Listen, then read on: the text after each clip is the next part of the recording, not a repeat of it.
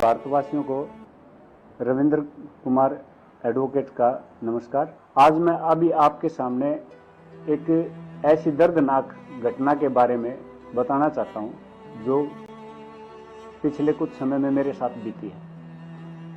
26 मार्च 2016 को मैं central jail number 2 Hisar में अपने केसों के सिलसिले में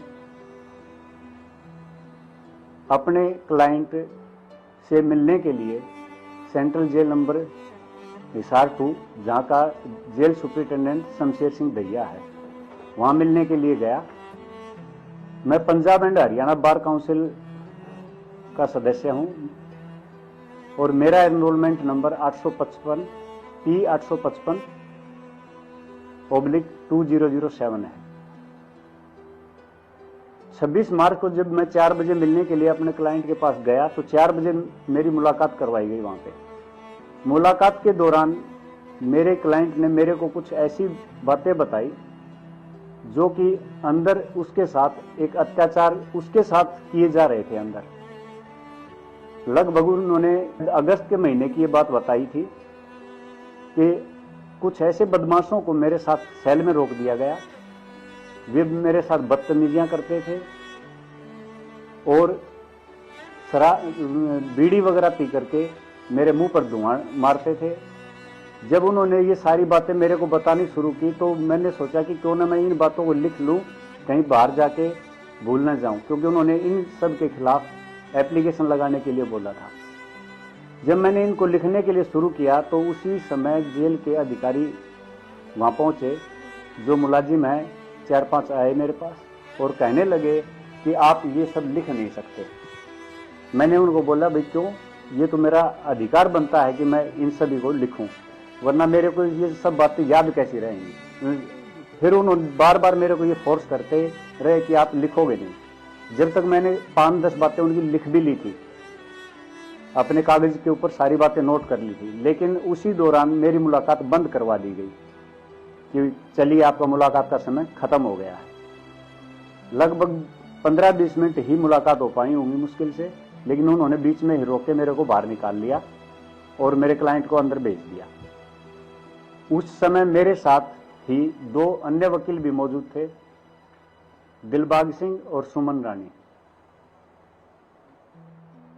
बाहर निकाल के वो बोले कि आप अपने कागज हमें दे दीजिए, आपको ये लिख के नहीं लेके जाने देंगे। मैंने उनको ये बहुत बार बताया कि आपका काम सिर्फ ये सर्चिंग करने का है कि मैं कोई अवैध चीज तो अंदर लेके नहीं आया हूं। ये आपका कतई अधिकार नहीं है किसी भी प्रकार से कि ये मैं आपको दिखाऊं कि मैंने क्या लिखा है। मेरी फाइल, मेरे डॉक्यूमेंट सेलेक्ट करने का आप राइट नहीं रखते। आप अपना पंजाब जेल मैनुअल एक्ट भी उठा के देखिए, उसमें भी ये प्रोविजन दिया हुआ है।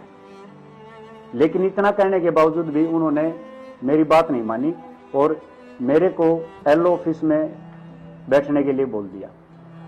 वहां एक वकील को तो जिसका नाम दिलबाग है, उसको तो जेल सुपरिटेंडेंट ने अपने ऑफिस में बुला लिया और जो सुमन रानी थी वो मेरे साथ एलओ ऑफिस में जाके बैठ गई। तो वहां बार बार हमारे पास जो वहां जेल के मुलाजिम थे वो आने लगे कि आप अपने ये कागज हमें दे दीजिए।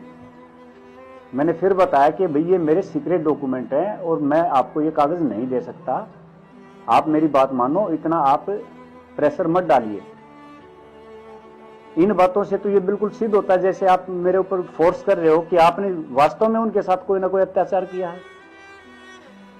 अगर आपको कोई डर भय नहीं है तो आपको लिख के ले जाने में समस्या क्या है।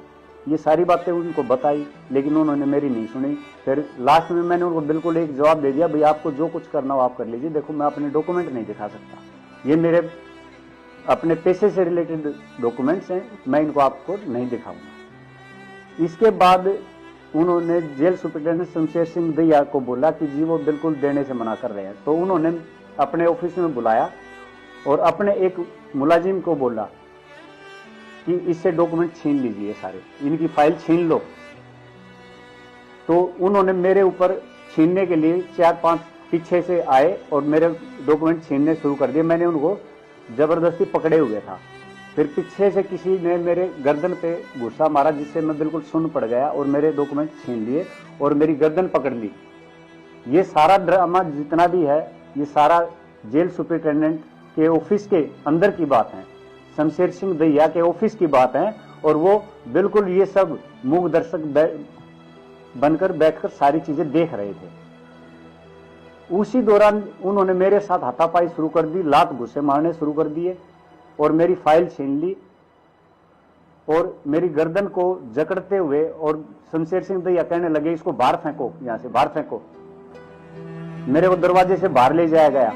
दरवाजे डोडी में भी मैं यही कहता रहा, डोडी के दौरान भी कि भी मेरे डॉक्यूमेंट दे दीजिए प्लीज, आप ये हाथापाई ना करो, आप बहुत गलत कर रहे हो।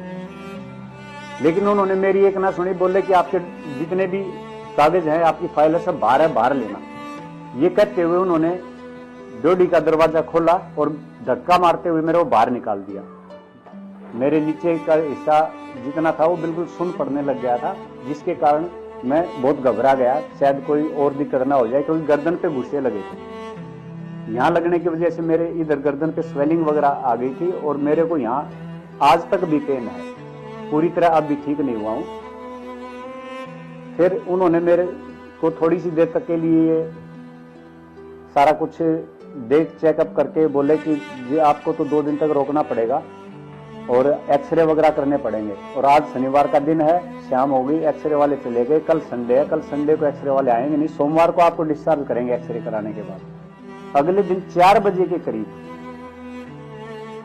मेरे पास हॉस्पिटल सिक्योरिटी वाला एक बंदा आया, बोला भाई रविंद्र कहाँ पे है? मैंने बता दिया ये रहा। बोले ठीक है। वो बोले चलो आपको एक्सरे के लिए जाना है। मैं असमंजस में पड़ गया कि कल तो बोल रहे थे कि संडे को कोई एक्सरे वाला आता नहीं, और आज ये एक्सरे वाला स्पेशल कैसे आ गया। फिर मैंने कोई उनकी बात का फॉलो किया, उनके साथ गया। वहां जाने के बाद मैंने अपने एक्सरे करवाए 4-5, उन्होंने मेरे एक्सरे भी किए। फिर मेरे को मेन वहीं इमरजेंसी रूम में ले जाके बोला कि आप यहाँ लेट जाइए, आपके डिस्चार्ज के लिए बोला जा रहा है, आपको डिस्चार्ज करेंगे। तो मैंने ये भी बताया डॉक्टर साहब मैं अभी पूरी तरह स्वस्थ नहीं हुआ हूँ और मेरे से ढंग से चला भी नहीं जा रहा, मेरे पैरों में जकड़न है। वो बोले नहीं आप बेफिक्र रहिए, कुछ नहीं होगा, 2 दिन घर पे रेस्ट करोगे तब ठीक हो जाओगे। फिर उन्होंने मेरे एक्सरे जितने भी लिए थे उनके फोटो खींचने शुरू कर दिए। तो मेरे को कुछ समझ में नहीं आ रहा था कि ये क्या कर रहे हैं। तब करीबन आध पौन घंटे के बाद उन्होंने फिर मेरे को बोला कि आप वापस वार्ड में जाइए, आपको कल ही डिस्चार्ज करेंगे। तो मैं वापस वार्ड में चला गया। तो उस दौरान में ये इमरजेंसी रूम गेट के पास है, तो मैंने बाहर की तरफ देखा तो बहुत सारी पुलिस आई खड़ी थी।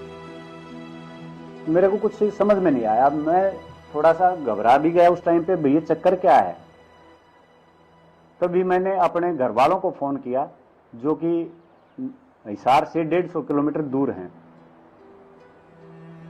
वहां से उनको मैंने अपने फोन से सारी बातें बताई कि भी मेरे साथ यहाँ पर ये कहानी हुई है और यहाँ पर पुलिस जो है उल्टी कार्रवाई करने लग रही है, मेरे ही खिलाफ कोई कार्रवाई करने के मूड में है, तो आप लोग यहाँ आ जाइए।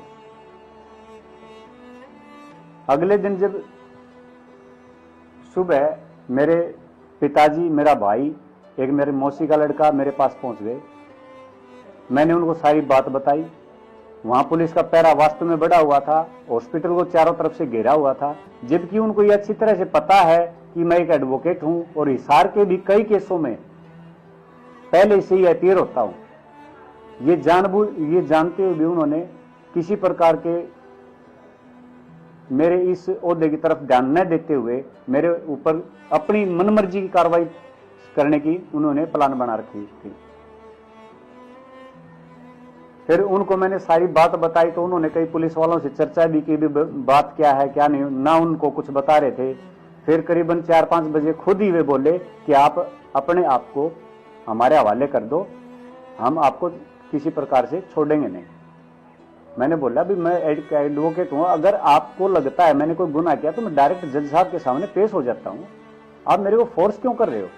नहीं, हम आपको कोर्ट तक नहीं पहुंचने देंगे, आप जितना जी कर लो, ना आपको यहां से भागने देंगे ना कोर्ट में पहुंचने देंगे।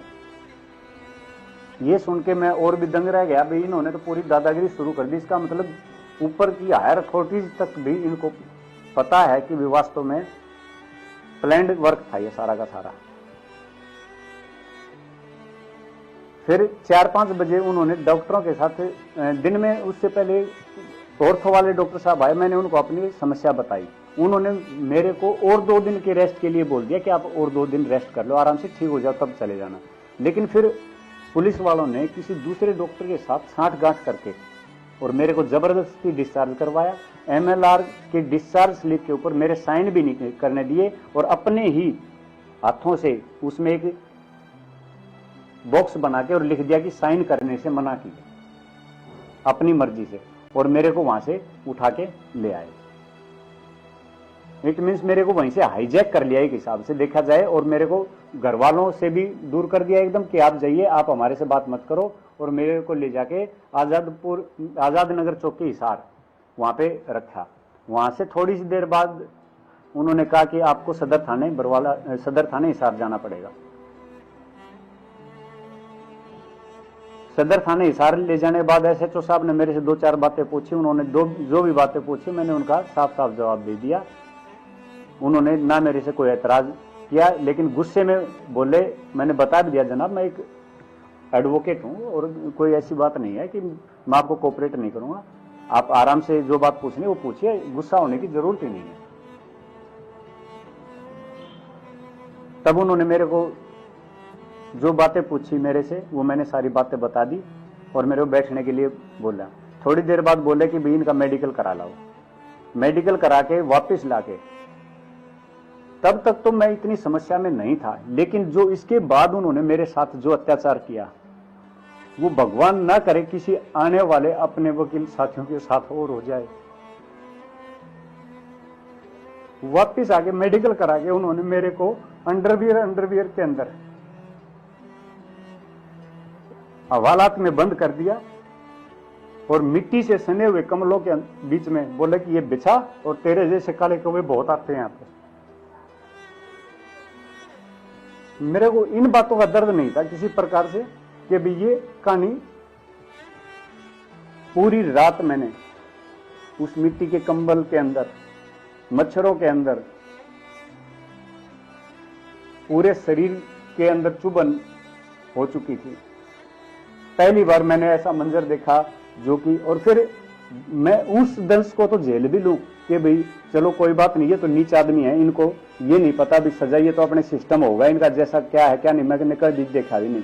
लेकिन वो बार बार जब ये बात कह रहे थे ना कि हम तो देख ले वकील साहब, यहाँ तो हम ऐसे ऐसों का भी हाल कर देते हैं और तेरे जैसे चकचुंदर यहाँ बहुत होंगे, चमगादड़ बहुत हैं, यहाँ चाहे अफसर हो चाहे कोई भी हो, हम उसको नहीं छोड़ते और ऐसा ही व्यवहार करते हैं। तो मेरे को इस आज अपनी ली हुई एजुकेशन के ऊपर लानत है कि भाई इतनी एजुकेशन लेने के बाद और एक ला के ज्ञाता होने के बावजूद भी ये कुछ सहन करना पड़ा है, मैं इसको नहीं सहन कर पाऊंगा।